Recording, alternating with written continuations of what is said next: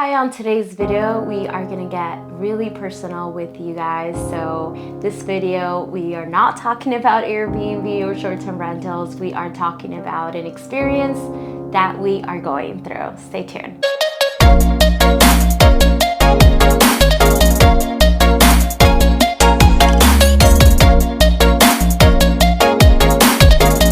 Hey everyone, I'm Zev Forrest. I'm Melissa Forrest. And we are husband and wife. We are short-term rental hosts and experts.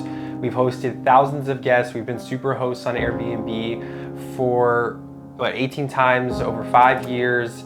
And we love what we do. But on today's video, we're gonna take a little bit of a shift here. We're gonna go very different. We're gonna get a little bit more personal on a personal journey that we're going on right now as husband and wife. Yeah. What is that? Yeah, this one's gonna be really personal. And the reason why we chose to do this video is because we hope that in any way, if one of you guys are going through what we're going through, this creates support for you guys, it creates hope for you guys, and also just creating vulnerability, because this is who we are. We are short-term rental hosts, we are Airbnb super hosts, but we're also a married couple going through real things in life.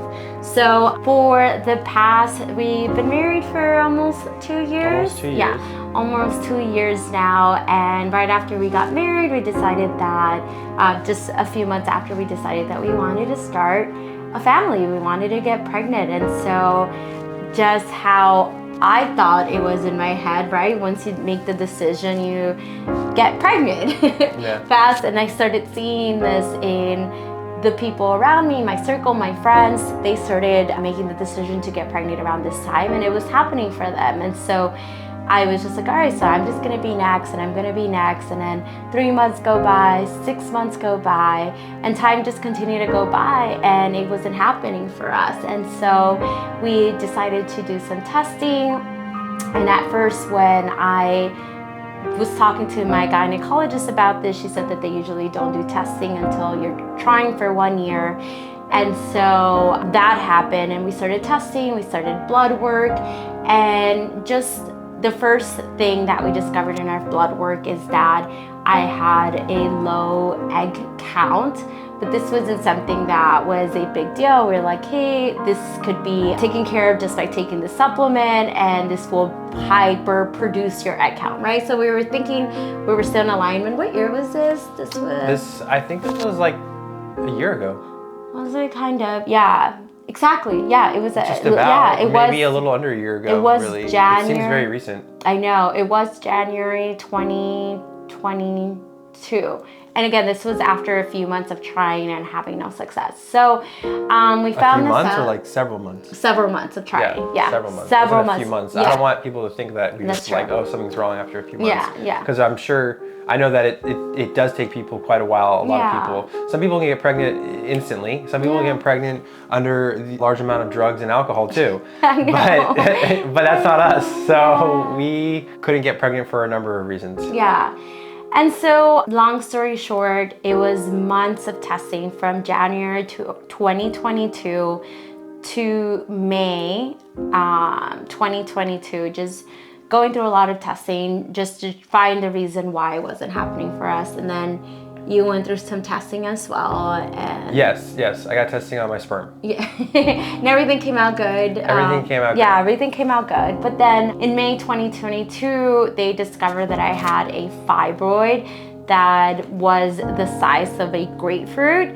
And so my doctor was like, this is the reason why you guys are probably not getting pregnant, because the fibroid was located in my uterus, in an area that was blocking any possible sperm from having any encounter with any of my eggs. So we decided then to have a surgery in order to take care of this. And then so we had the surgery in August 2022. But right before the surgery, she said that there was one more test that was left. We had gone through all the testing, but there was one more test that was left.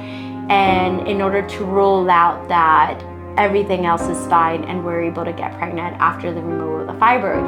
And I can't remember the name of the test. I just know it. I think it starts with an H. To see if... Yeah, I know it as the dye test.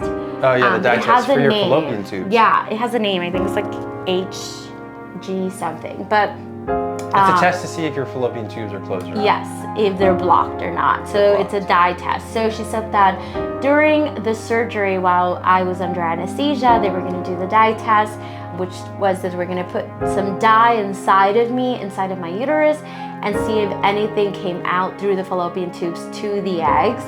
And then I just remember that happened, and then I remember I slept in a hospital that night because I didn't react well to the anesthesia, and the doctor came to see us the next morning and told us the results of that test.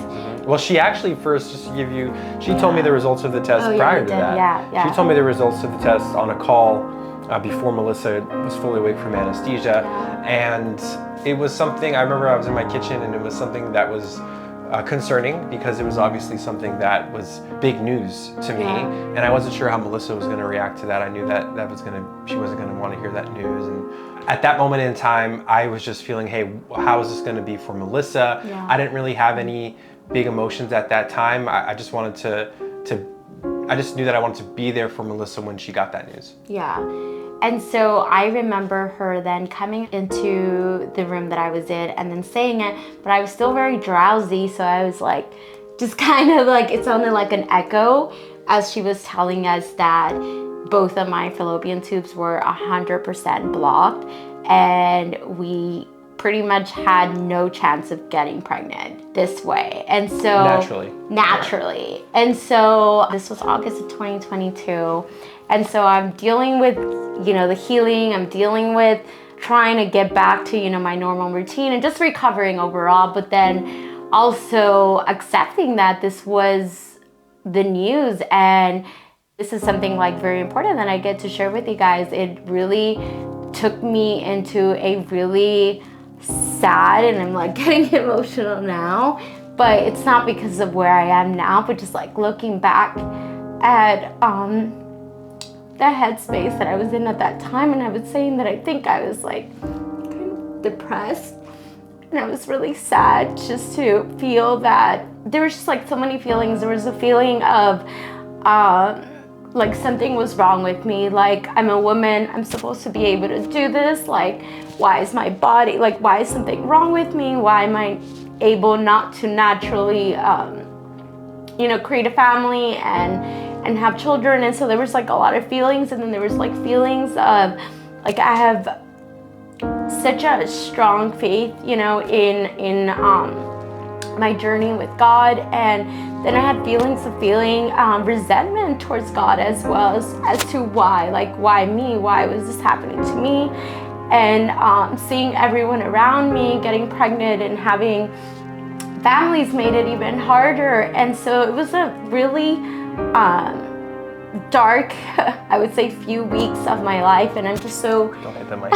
sorry, and I'm just so grateful for who you are and who you were in that journey. You were nothing but love and support and strength and positivity. I remember when I would just feel so so defeated, you were like, we're gonna do it, we're gonna find a way, like, it's not the end for us, like, whatever that looks like. And it was just your mindset and support that, and my friends, the support of my friends and my family, and really, I think, allowing myself to feel what I was feeling in that moment, but also knowing that I didn't want to stay in that, if that makes sense. Like, because obviously it wasn't a healthy headspace for me to just stay there. We're up to big things in life, where we have a huge vision for ourselves and the legacy that we want to create in our life. And so just sitting on the couch all day crying for weeks and months wasn't gonna be the life. So I allowed myself to go through these feelings, and slowly but surely just started accepting that this is me, and I don't know why this happened to me, or I don't know why my fallopian tubes are closed, but I don't need to know the why right now in order to pick myself. I just need to know that I am loved and I am already complete just the way I am, and not let whatever I was feeling about myself physically made me feel like I was incomplete or less of a woman. So it took a lot of practice of picking myself back up, and really, and this is why it's so important to just have a really strong why in your life, because it was that why in my life of what we're up to that really got me to pick myself up and say that, all right, we need to get, you know, back into what we're doing every day, into what we're creating. And doesn't mean that the pain got any better, but I was able to start shifting my mind and choosing how I wanted to move forward, and not just staying in that depression, because that was not going to be a good headspace. And I chose to continue moving forward and working on loving myself and loving every part of me. And then it took a few months. This was August. It took December of last year for us to decide that this is what it is. Yeah, at first I thought, okay, well, this is something that is coming up for me, is that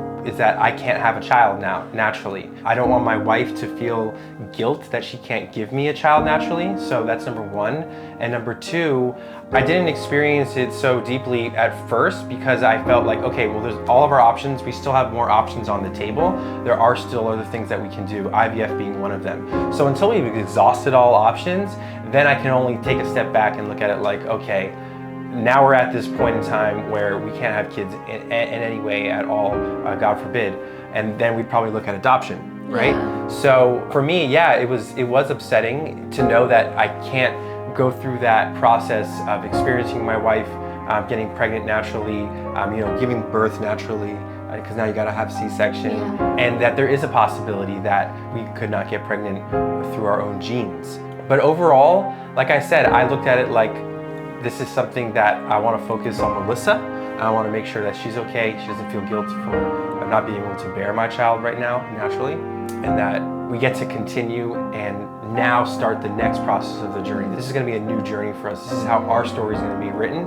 This is how our child's story is going to be written. So I'm excited for that. Yeah, and I love what you said, that it was letting go of what I thought it was going to look like, and just accepting and being happy about what our story is and what it's going to look like now. And so in December of last year, after we exhausted everything as far as like what were the possibilities, and that only leaving IVF as the only possibility for us, the miracle for us to be able to start this family. And so we started our research in December. We picked our doctor and we started the process of going through all the testing ourselves. And now pretty much we're in March of 2023, and we start the end of this month. Yeah, it's exciting. And I don't know if everyone knows what IVF is. I didn't know what IVF was.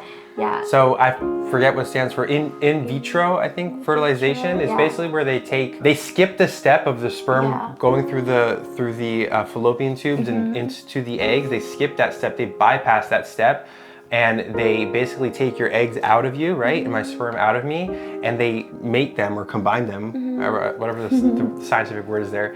And then they put them back into Melissa's womb. Yeah. So it's pretty cool. That's what that process is. So Melissa doesn't even need her fallopian tubes for that to happen, which is pretty cool. And I didn't know what that was. So we're gonna start this journey. And just so for you guys know, it's not 100% chance. So that's why it's not like, oh, okay, we can't get pregnant, let's try this. And this is gonna be easy peasy.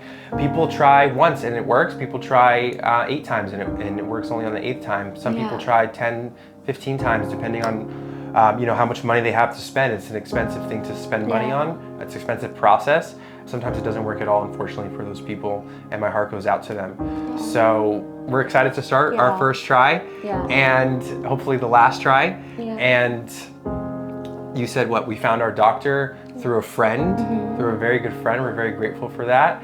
And yeah, so far we've done some blood work, we've done some gene testing. I'm doing the egg prepping, I'm doing a lot of supplements to improve my quality because my quantity is not there. I have also ovarian diminishing syndrome, so meaning that I don't have the amount of eggs I should for my age. So I'm working on quality and We're working on improving our lifestyles. I mean, we already eat pretty well, but we're like just improving our health and limiting sugar and other stuff. But yeah, we started that process, and now we start with estrogen the end of this month, and then we start the injections. And we're so very, very hopeful that this is our miracle and that it happens for us on this first try. But I know us, we will keep trying and trying until we are able to create that family of ours. Yeah, of course. However our story looks, but this is just the beginning of this chapter of our lives. And I just, again, just so grateful that I have you as my partner on this journey. Yeah. Give me a kiss. I love you. So we'll continue the story with you guys. We'll let you know what happens next in our journey. And we want to share this process with you guys just to give you some insight in our personal lives, not just all about our business, but also to share the story with anyone that can relate to it, that might be going through it right now, or if it comes up and they find us as they're going through that process. We'd love it if this helped you. Yes.